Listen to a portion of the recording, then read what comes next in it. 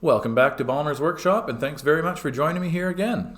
We'll actually get out of the shop and take a bit of a field trip at the end of this video to watch my customer try out his new sliders, so stay tuned to the end for that.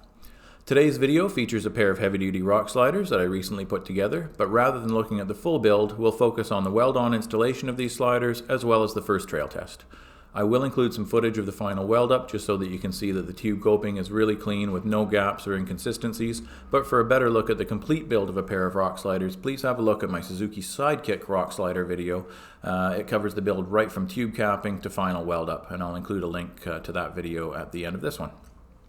Speaking of Suzukis, I can't believe I forgot to mention the BC Suzuki Club in my last couple of videos. They're a great group of people who I receive a tremendous amount of support from, and a massive thanks goes out to them.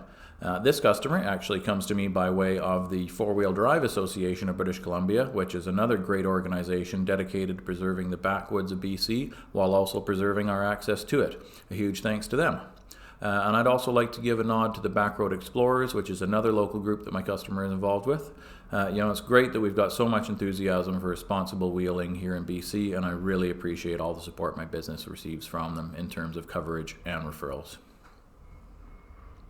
What I'm doing today is sliders. I fit up this side already, and the other side is mocked up. And there she is. These are ultra heavy duty sliders. They're made from 2x3 188 wall tube. That's 3/16 wall. And then they've got 1.75 by 120 wall rub rails and kickouts. And yeah, super stout. This is on 2003, I believe it is, F-150. See the nice clean line there, straight dead in line with the rocker. Nice kick out. These are what I call my Venom kickouts. They've got kind of a V design in them, and so that's why I call them Venoms. Nice 45-degree angle on the back to make things look clean. It's the same on the front, of course. 45-degree angle cut into it there. 45-degree angle for the front of the rub rail, and a 45-degree kick out into a 90-degree rear.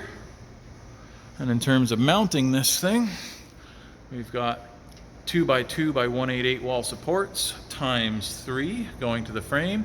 There will be gussets on top of those. I'll show you those in a second. We've also got a fourth 2x2 by 188 wall support going to the top of the frame there and gusseted on the bottom. I'll give you a better view of that. So this is the rear of the slider here. Frame of this vehicle in the back jumps up considerably. There's about a 12-inch difference in height between the back of the frame and the front, which is pretty typical for trucks. And so we've had to do a pretty steep angle on this last support, and we're gusseting it underneath rather than on top the way that these ones will be, which to me makes a lot of sense. I'll go grab a gusset. Oh, let's grab a gusset. There's a support, there's a gusset, and there's how it'll be welded up. So that gives you 5 inches of vertical weld on each side of the support. Times 4 is going to be a ton of strength for this thing. And there's another rear view of that slider. Nice clean look. Going to provide lots of protection to this truck, which does get wheeled really hard. Most full-size 4x4s really don't get wheeled. They're generally just FSR trucks or Forest Service road trucks that just go out and do some weekend warrioring. This guy, on the other hand, is pretty serious about his wheeling, and he often goes out with Jeeps and other smaller SUV type vehicles, and he has to push this thing pretty hard to get into the trails that he gets it into. So he wants some ample protection from underneath, and with these sliders he certainly has that. I'll show you a slider, the other slider, that is assembled but not on the truck. And there it is. You can see that Venom kick out.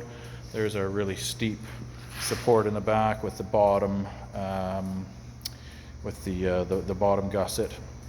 You can see there's a decent opening on the top of the tube there thanks to the angle that it's cut on. Obviously I'll plate that and weld that up before we send this out to powder coat, so no worries about that. And there's your others. The note on there just tells me that I need a notched gusset for that particular support, and the reason being is there's an emergency brake cable running close to the frame there, so I have a specially notched gusset for that one. But there you go. It's install day for the sliders.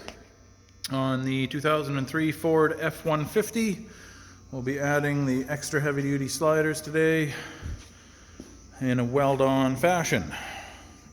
These are going to be about as stout a slider as any Ford F-150 has ever seen. So let's get started. It'll be a challenge putting these on. Usually I have help with sliders. It's kind of a two-person job, to be honest. Today I do not have help, so you'll be able to watch me struggle away on my own. These sliders weigh, if I remember correctly, 86 pounds each, so seriously heavy and challenging to work on by yourself, but we'll get it done. I've laid some pads on the hoist arms here so that the powder coat on the sliders doesn't get scratched. I'm going to have to prep the frame, obviously. It's quite dirty and crusty, so we'll prep that in the areas necessary and get this thing welded up.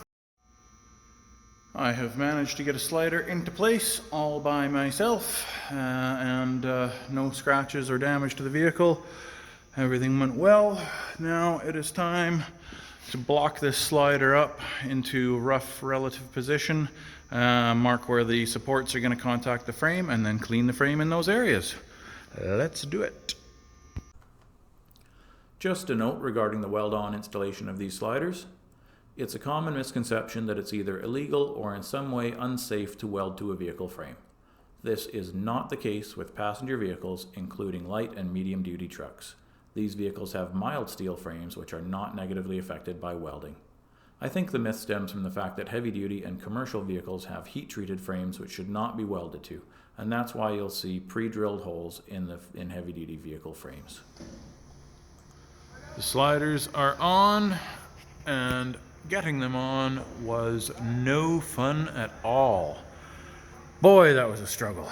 They're very heavy, very awkward, very long, very huge. And if you look at the other side of the frame, there was a lot of prep work that I had to do, pulling cables and wires and hoses and everything away. You can see that nothing was damaged. I'll have to put all that stuff back now. Up in there as well. Pried those wires, what do you call it? Wiring harness has been pulled back, and some brake lines and stuff as well. This side was very straightforward. You can see the back sides here are all clear. And there's your front sides. Fully welded with nice 3-inch tall gussets on them. Strong as can be. Yes, all the mounts sprayed with Euro Rock Guard undercoating to protect everything and give a decent finish. So there we go, welded up, done. Ready for the customer. Sliders are done. Again, not my bumper, so ignore that. But there's the sliders, the ultra heavy duty Ford F-150 sliders for 2003, I believe it is. Super heavy duty sliders that will protect the rockers of this vehicle for many, many years to come, for the life of the vehicle. Give a good step at the back there to get up to the top of the canopy if they want to strap anything down there, and obviously its main intention is as a kickout, so that when you're rubbing along a tree or a rock with your rub rail there, you get to the back and it literally kicks the vehicle out and away from the obstacle, so that the rest of the vehicle will hopefully clear. And that's why rock sliders are the #1 piece of aftermarket armor to add to your off-road vehicle. Not only do they protect the rocker panels themselves from being crushed, but they also do a great job of protecting the sides of the vehicle when you're in a tight spot, which, here on the rocks and in the woods of British Columbia at least, you very often are. You can see that there's plenty of clearance for the doors to open, and that the sliders also act as a nice stable step to help you get into the truck. As I mentioned, this customer wheels his truck, and here he is doing just that. So let's have a look and a listen as he puts his brand new set of Balmer Fab heavy-duty sliders to their first test.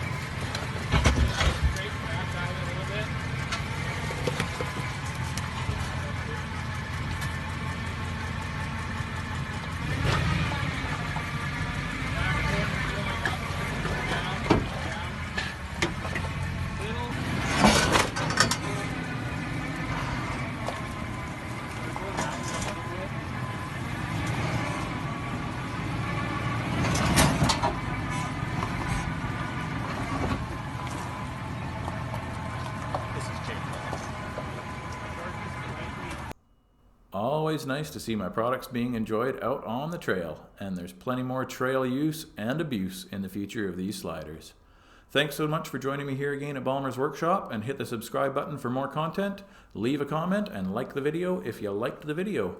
Please visit my website, balmerfab.com, and check out my Facebook page for updates and photos. Links are in the description below. See you next time at Balmer's Workshop.